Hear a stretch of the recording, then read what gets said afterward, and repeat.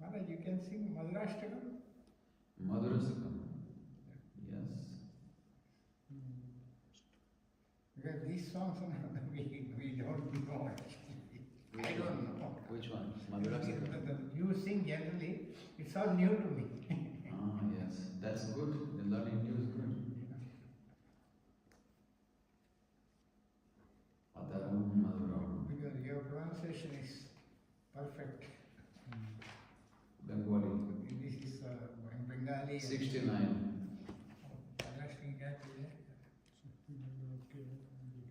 It's a very beautiful song.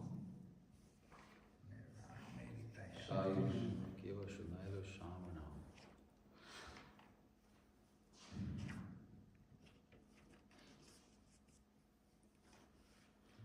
Madhuram, Madhuram, Vadanam, Madhuram, Nayanam, Madhuram, Ashitam, Madhuram, Hridayam, Madhuram, Gamanam, Madhuram,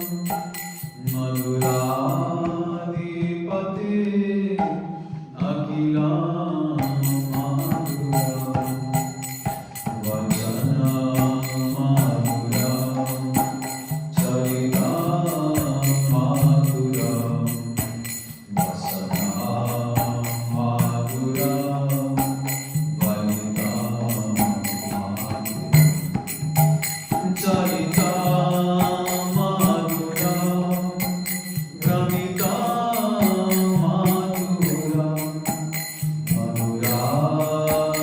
Madhuradipate, Akhilam, Madhuram, Venur Madhuro, Venur Madhura, Panir Madhura, Pado Madhuro, Nida Madhura, Sakya Madhura,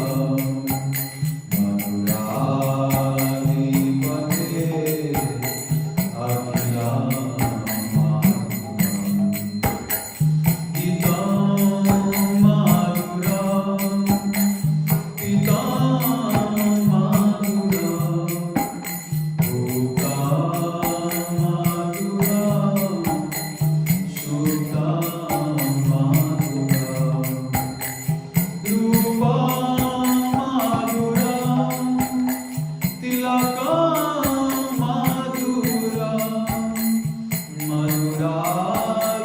Madhuradipate, Akhilam Madhuram, Taranam Madhuram, Taranam Madhuram, Taranam Madhuram, Ramanam Madhuram, Vamitam Madhuram, Shamitam Madhuram, Madhuradipate, Akhilam Madhuram,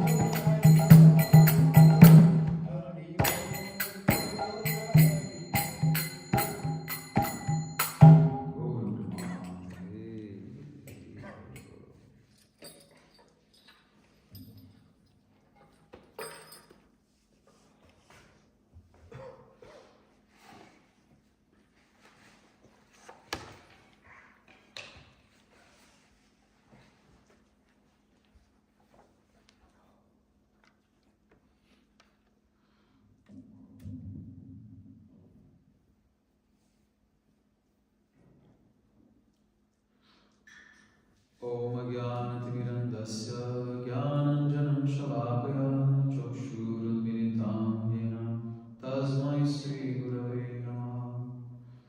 Gurave Gaurachandraya Radhikaya Tadalaye Krishnaya Krishna Bhaktaya Tadbhaktaya Namo Namaha.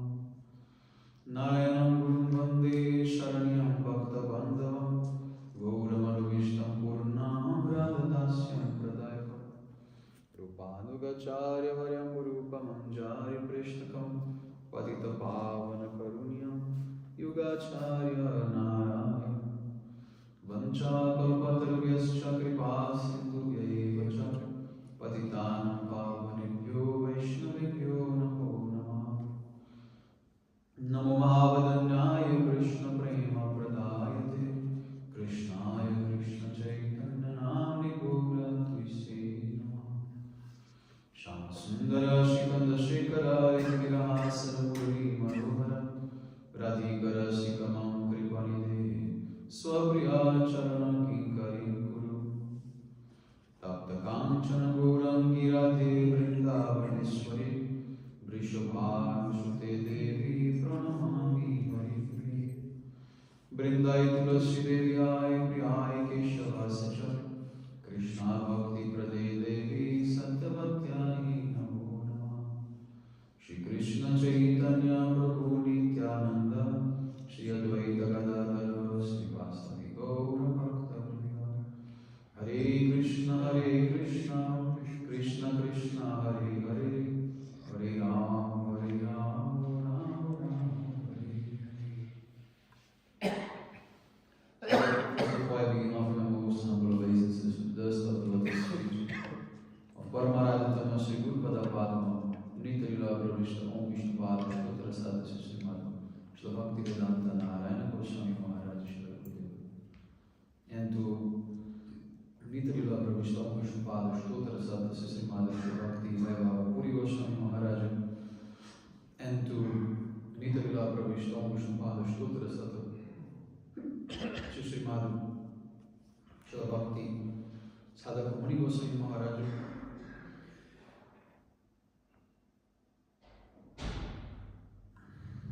To all the sannyasis, brahmacharis, Vaishnavas, Vaishnavis, and to all the assembled devotees here today, my most respectful obeisances. So by the causeless mercy of Srila Gurudeva and all Mahabhagavatas Acharyas, we are able to assemble here one more time. So yesterday we stopped in the middle of one question. That the question was if lack of faith in God can cause distress. Actually, that can cause all the distresses, all the problems. Actually, we have only one problem in our life. That problem is that we don't know Krishna. That's the only problem we have. All the other problems are just consequence of this one. If you solve this one, then all problems are solved. Right? That's the main thing.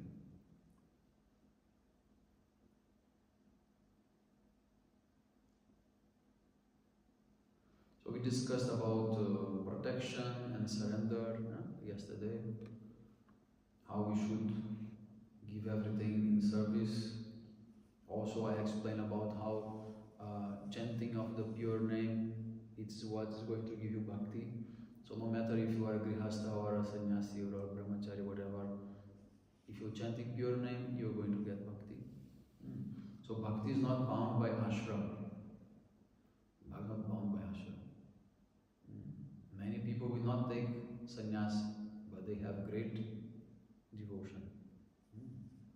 We should not judge like that. And many people also take sannyas and they don't have actually anything.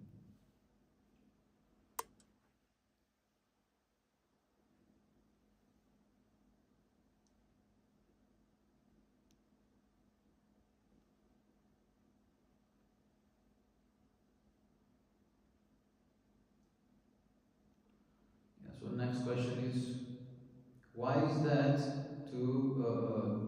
those who live near devotees may not be as good as devotees? It is true that where there is light, there is no darkness. But darkness is there is light, there is darkness. Wherever there is piety, there has to be some nearby sin. The absence of darkness does not brighten the light. Because there is foolishness, we feel the strength of knowledge. Unless there is distress, we will not realize need. There's something strange. I think some word is missing. Unless there is distress, we will not realize need.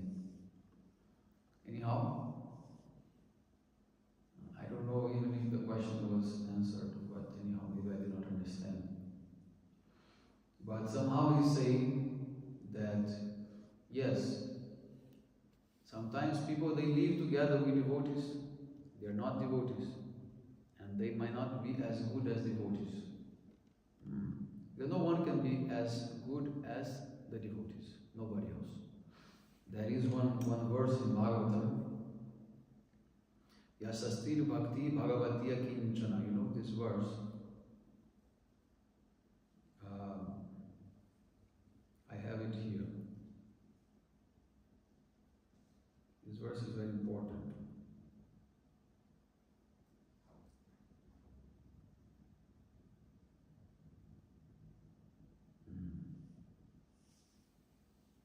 Yasasti bhaktir bhagavatiya kinchana sarve gunes tatras samas sateshura harav abhaktasya kuto mahadguna manoratina sati dhavato bahihi. The translation is, all the demigods and their exalted qualities, such as religion, knowledge, and renunciation, become manifest in the body of one who has developed unalloyed devotion for the Supreme Personality of Godhead Vasudeva. On the other hand, a person devoid of devotional service and engaged in material activities has no good qualities. Even if he is adept at the practice of mystic yoga, or honest endeavor of maintaining his family and relatives, he must be driven by his own mental speculation and must engage in the service of the Lord's external energy. How can there be any good qualities in such a man? Common people, they would think we are fanatic, we are exaggerating, right? How common people, they don't have good qualities? Of course they have good qualities. But from the perspective that we should judge them, is that if they have no devotion for God, no matter what they call as good quality, it is completely useless. Because the only great and greatest quality, virtue that someone must have is bhakti. So sometimes devotees, they have bhakti, but they don't have other types of material good qualities, for example. And someone is full of qualification in the material world, but has no devotion. So that person is nothing compared to the devotee. So in this way, yes, nearby the devotees, we can have all types of people. And they are not as good as the devotees. No one can be good as the devotee. No one is good as the devotees. No one. In Jaiva Dharma, there is one sequence describing the 5 stages of consciousness. Sankuchita Chetana, Mukulita Chetana, Purna Vikasita Chetana, all this. He's saying that first is the most contracted form of consciousness. That is the, vegetables, rocks, minerals, animals like that. Then second stage are the ones who are materialistic people, but atheistic. Then third is the theistic people, immoral theistic. Then fourth is the moral theistic, and fifth is the devotee. Like that.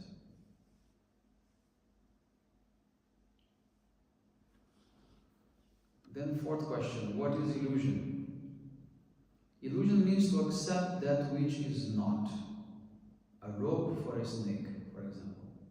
So Maya means that which is not. What looks like something, but it's not that. So sometimes on the dark night, you see a rope on the ground. You might think this is a snake, but this is not the real. So this is called Maya or illusion. Sri Chaitanya Deva never claimed we were our bodies. Rather, he told us that to consider the body as a self was illusion. There is a difference between the body and its owner. The soul is a proprietor and the body is a property. There are two bodies, the gross and subtle, and the soul owns both of them. The mind is a reflection of spirit, and the body is devoid of spirit. We think in terms of I and mine concerning these bodies, but it is simply illusion or misconception. So illusion and misconception here is saying to see the body as a self. Just want to check one thing.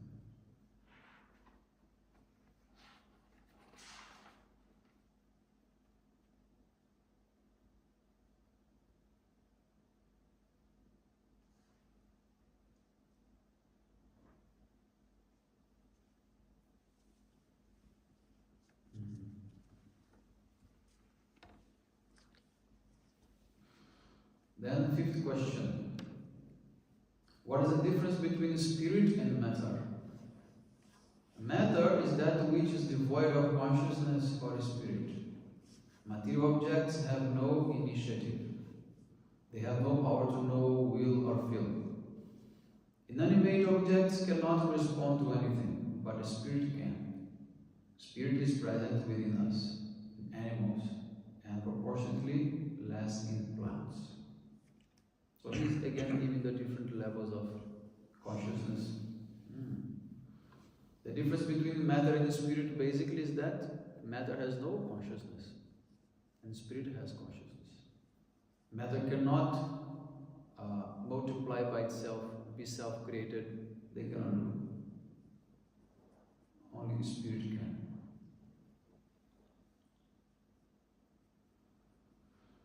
Six, why do people visit holy places?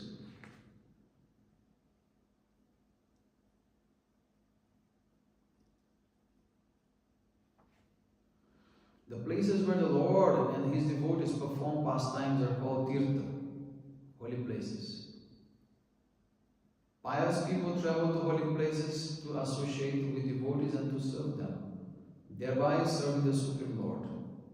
Sinful people travel to holy places for a different reason.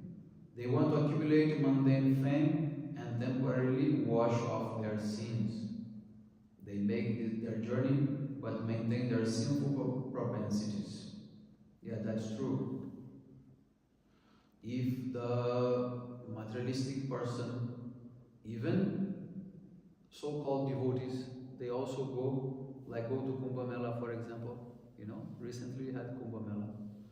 They go there to take bath. For which purpose? To clean their sins, right? Purified of their sins.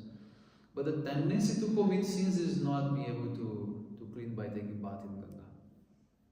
Ganga will not remove the anarthas. Ganga will just wash the result of that action, the sinful action. So in order to remove anartha, only by chanting the holy names. That's the only way. So, in this way, like when this Kumbh Mela happened, I was telling the devotees, don't go. There's no need to go. Because my Gurudev never allowed to go. But okay, if devotees go for the intention of preaching, then no problem. So Swami Prabhupada, he started going there. In 77, he made a big program. Since then, every year ISKCON is going and putting a big pandal, and many people become devoted there also. Many people, I know. But nevertheless, Many devotees, they don't go for preaching, they wanted to take bath. I have seen this time. Like a fever. I have to go, I have to go. Why you have to go? Then my Guru explained is that first of all, this is a yogi program. This program to take bath at that time, this is a program for the yogis. You know the story? You know the story of Kumbh Mela? I will tell. First of all, Garuda, the ego, Garuda, his mother,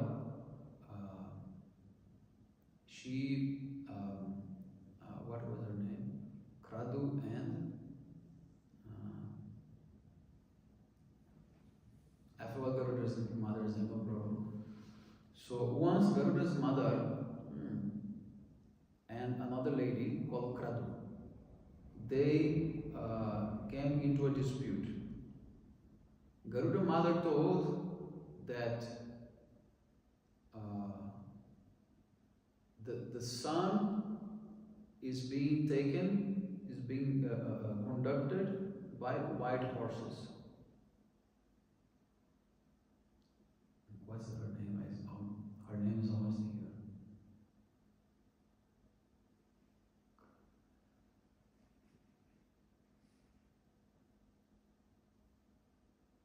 Not coming. Anyway. Then the other lady told, just to, oppose her, she said, no, the sun is being carried by black horses. And then they told, if I am right, you become my maidservant. If I am wrong, you become my maidservant. Oh, Vinata, her name. Vinata, I remember. So Kradu told Vinata, if I am wrong, I become your maidservant, but if I am right, you become my maidservant. Let us bet. I say, yes, we bet. But Kradu, she was the mother of the snakes. That's why comes this competition between Garuda and the snakes. You understand why. So then she told to her sons, you quickly fly to the sun, and snakes, that they have cobra, they have black bodies. You cover, you stay in front of the horses, so it will look like black. So when the sun was setting, they were able to look properly, and then they saw that was black. Then Vinata, she became a servant of Kradu. When Garuda he took birth, he gradually realized that his mother was a maidservant, and he wanted to free her from that condition. Then he asked mother, what can I do to free you from this condition? And then mother asked to Kradu. And then Kradu told, only if you bring me a pot of somaras, this nectar. If you bring me this pot, then I can free your mother, no problem. And Garuda said, okay, where is this pot? Oh, this pot is locked in the palace of Indradev in Swarga. You have to fight with all the demigods to get it. Garuda not even thought twice. He flew to Swarga and he fought with all the demigods, he defeated them, and he took the pot. On his way back, he stopped to take a rest, and he stopped in 4 places. Vrindavan, Haridwar, Kashi later, first one, Ujjain, and then Kashi, Varanasi. No, Prayag, not Kashi, Prayag. Then when he sat on the branch of the tree, by the contact of the pot, some drop of the nectar touched those places, fell in those places. Just like if you go to Vrindavan, there is a place called Kalyada, the place where Krishna, he defeated the Kalyanag. So that there is a tree. This tree is living till now because that drop fell on that tree. It's from that tree that Krishna jumps inside of Yamuna to defeat Kaliya. So in this way, according to the yogi's conception, every 12 years or 144 years, we have this Mahakumbh. According to the astrological calculations, again this Somaras, it will become available in those places. But why they don't go to Vrindavan or to Ujjain? Because this is place for devotees, for bhaktas. No one is interested in drinking Samaras or doing anything like that, because that is never going to be favorable for us. So they only can go to Haridwar and to Prayag. So then the yogis, they do this calculation and they understand when that is going to be available, and only the powerful yogis, they can see and they can drink. Ordinary yogis or ordinary people, what to speak of? They can't see anything. They just go, take bath, and if by chance something will fall on them, then okay. But what is the result of drinking this Somaras? That people don't realize. You will strengthen your bodily, Shakti. You will live very long time, but your senses will be very powerful. Means your lust may increase. If you are not a really powerful yogi, that you can control your senses, then you cannot control. You become like the demigods. What the demigods do? They drink Somaras and they enjoy life. Sometimes Indra, he drinks a lot and he becomes really intoxicated. And he does completely, prohibited things. He even go and take the wife of someone else, like he took the wife of Gautama Rishi. Indra and Chandradev both came and they enjoyed with the wife of Gautama Rishi. Then Gautama Rishi cursed Indra. You know this pastime, to become like a pig. There is also another pastime that I cannot tell you. So you become like them, uncontrolled. How you do bhajan? Then my Gurudev very clear, very strictly he said, if you go there, Radharani will never be pleased with you, never. Never. Okay, you can go to Prayagraj in other times. Why? Because Prayagraj is also a very important place for us Vaishnavas. Why? Because it's the meeting place of Mahaprabhu and Rupa Goswami. There only Mahaprabhu, he spoke the Rupa Shiksha. He gave the instructions to Rupa Goswami in Chaitanya Charitamrita. So this is a very important place for Mahaprabhu was there. There are Bindu Madhav, Diti, there are many other places. We must go to Prayagraj. But why go at that time? At that time, no need. You should go there only with the intention of listening to Harikatha and taking bath. Of course, we must take bath. Because Ganga Yamuna, they can give bhakti also. Yamuna can give Krishna prem. There is no problem in that, no doubt regarding this.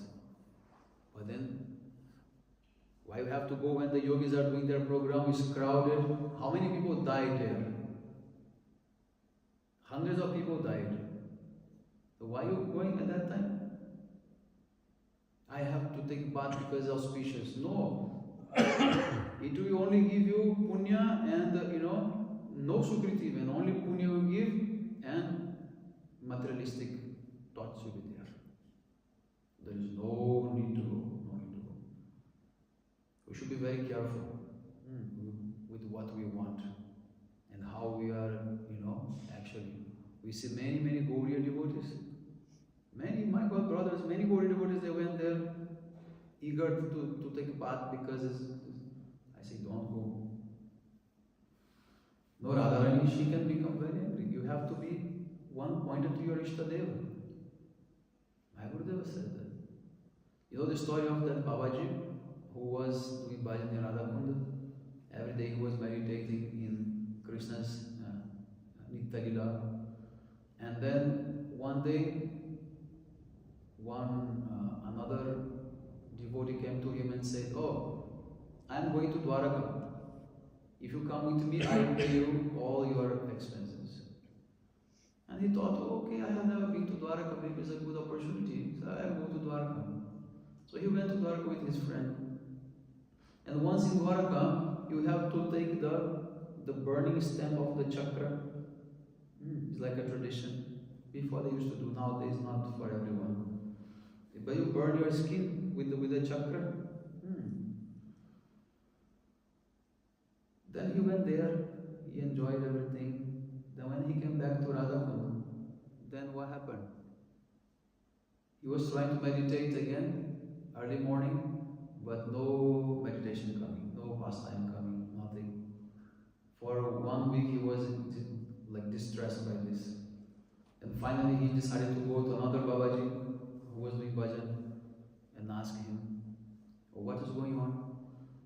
By seeing him from distance, the Babaji told, "Don't come here, get out from here." And the devotee became, "What is going on? What wrong I did? You don't want to sit?" Say, no, Radharani is very angry with you. You left Vrindavan, you left the bhajan here to go to Dwaraka, to the place of the queens that made Radharani most unhappy when Krishna went to Dwaraka. You went there for what? If you come here, Radharani may be even angry with me, so please don't come, go away. He became very upset. Then he only sit down and he go in, meditation, and by the fire of his, separation, his body completely burned, like self-ignited, and he left his body. So, at some point we must do serious bhajana. Otherwise we will be just that type of devotee who goes everywhere, does all type of things. This is not Gaudiya devotee. Gaudiya devotee is one-pointed to Radharani and Mahaprabhu.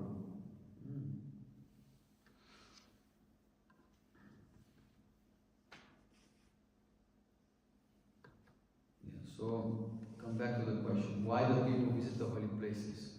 They visit because they want to clean their sins, and they want to continue sinning.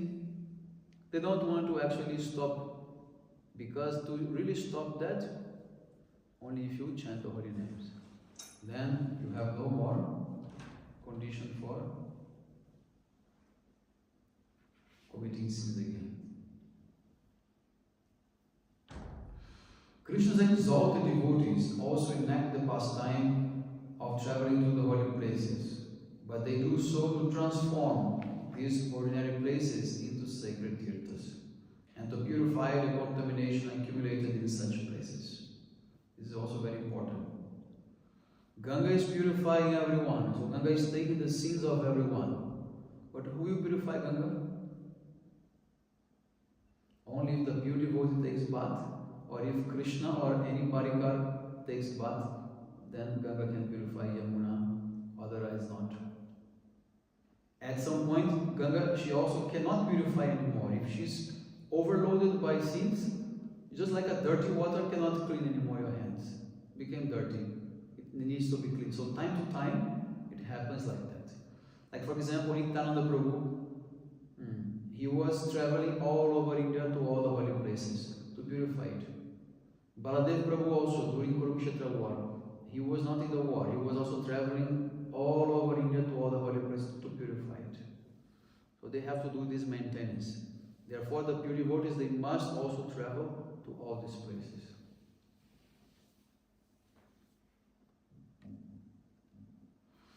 While there, they search after their worshipable Lord and remain absorbed in the mellows of separation from the Lord. Thus they are intoxicated in His service. Yes. The pure devotees, they go to holy places because the holy places, they are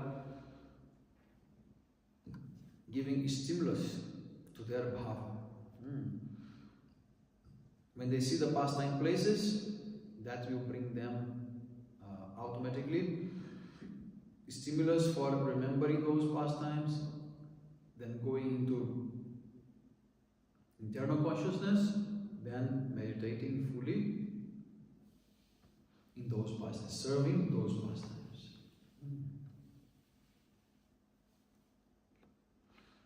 Now question number 7. What is the difference between activities and pastimes? This is the Gauriya Vaishnava philosophy.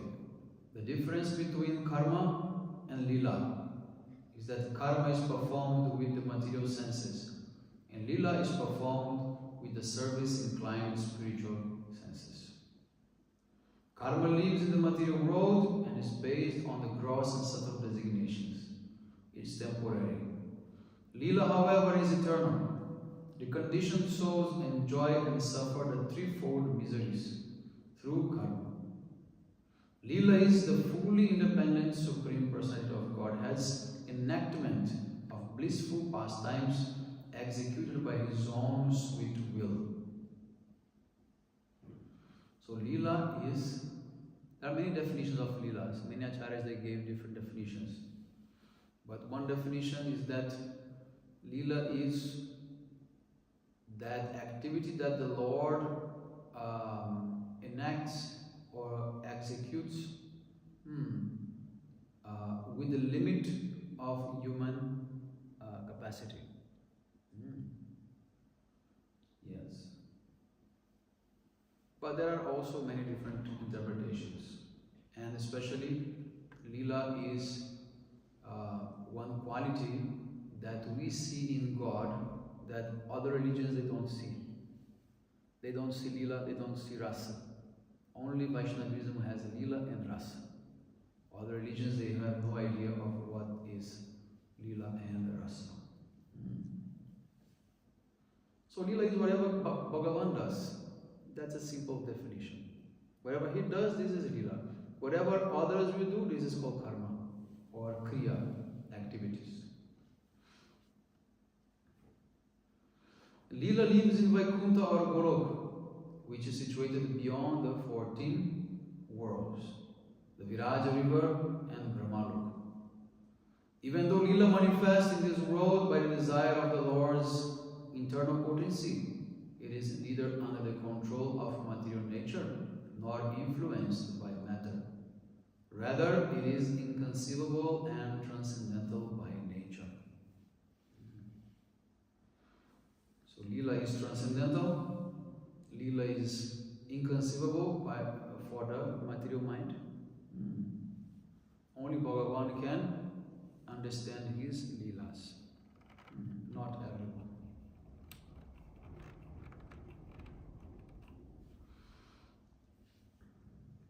Next question. What is devotional service and what is non-devotional service?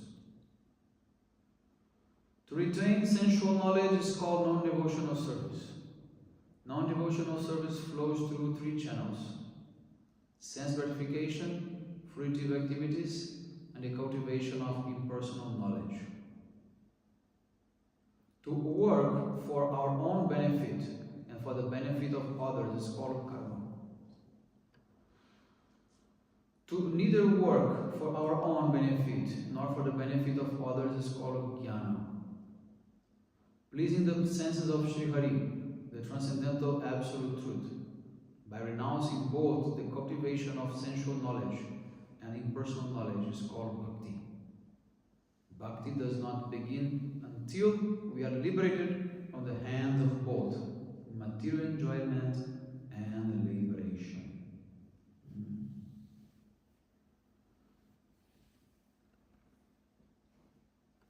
I don't know a little bit how these questions they were compiled. It was made by Bhakti Mayuk Bhagavat Maharaj, disciple of Srila Prabhupada. Not Prabhupada made this book. So I'm not really sure. Sometimes these answers, how it was placed, because these questions, they are artificial. They was created and somehow he took Prabhupada's text and put it into that. So sometimes become a little bit, of what is there. I don't know how much he compiled, how much he mixed, how much things, because if we analyze from different perspective also, See, bhakti does not begin until we are liberated from the hands of material enjoyment and liberation. But to be completely free from material enjoyment, bhakti has to manifest first. Because bhakti is the medicine. Bhakti will not appear after, bhakti will appear before. And by the appearance of bhakti, then you are able to give up the material enjoyment, not before. So anyhow, it is a little bit, complicated. So many times I found things a little bit strange. Anyway, Still 5 minutes. yeah, like that. Also, so much jump in different subjects. No, the subject is not linear. Go from here to there to there to there. Become a little bit, We should follow some type of sequence like that. But anyhow. Question 9. Some people say that everyone is equal. Are they correct? How can the honest and dishonest, devotee and non-devotee, pious and impious, literate and illiterate, demigod and supreme lord, chaste and unchaste, religious and irreligious, light and dark, constitutional and conditional, as well as the devotional service and non-devotional service be equal? Everything seems easy to those who are unaware of internal objects or who cannot enter more subtle understandings of them. A foolish boy may claim that his eligible writing has meaning because the writing of an intelligent person has meaning. If illegible writing and meaningful writing are considered equal, foolish people will think that anyone trying to make a distinction between them is guilty of sectarianism or partiality. This is a big problem nowadays. Society wants to put everything flat. Everything is same. All are good. Not all are bad. All are good. All are same good. They will not say everyone is bad, all equal bad. They try to make everyone good. For example, you have one language. For example, English language. You have the erudite form of English. You have the official, way of speaking English. You have the proper grammar, which is being actually defining English since the very beginning. That is a fixed rule. You cannot change that. But you have the way English is being spoken by different people and different times and even nowadays, right? So the people who do not speak properly English, whatever they write, whatever they speak, some people consider this is correct because the most important thing is just to communicate. Language is life, they say. Language is like a living entity. It adjusts to everyone's reality, and whatever way you speak, this is correct. So there is no need to, yes Maharaj, there is no need to learn the proper English. But that's not the case. Because the way to become really, free from any bondage is if you learn the proper language. Yes, because if you are not learning the proper language, you will be always marginal to the society. You will be always away from the society. So they want to include the people in the society by accepting their mistakes. No, that's not inclusion. You want to include them if you teach them the proper English. Then they can access all the information that everyone is accessing. So this is a type of cheating thing, Gaur Pramanande, Hari Hari Bo, Mancha, Kalpatra, Vishya, Kriva, Sindhu, Vacha, Patitanam, Pavanibhyo, Vaishnavyo, Namo. This is a more complicated subject. We have to develop more.